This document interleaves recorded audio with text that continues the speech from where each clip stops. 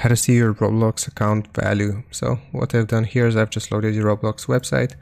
We will search for account value in experiences.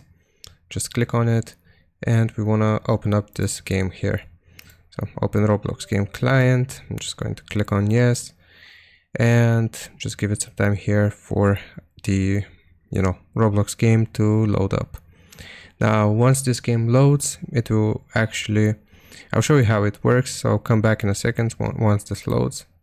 Okay, so it's loaded and looks like this, loading game.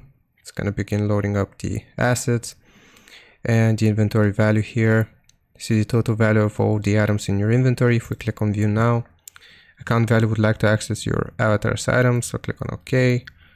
And it's going to begin calculating it. So currently it's 400 Robux and it's going to continue gathering. So depending on how many numbers you have, it might take a long time or it might not.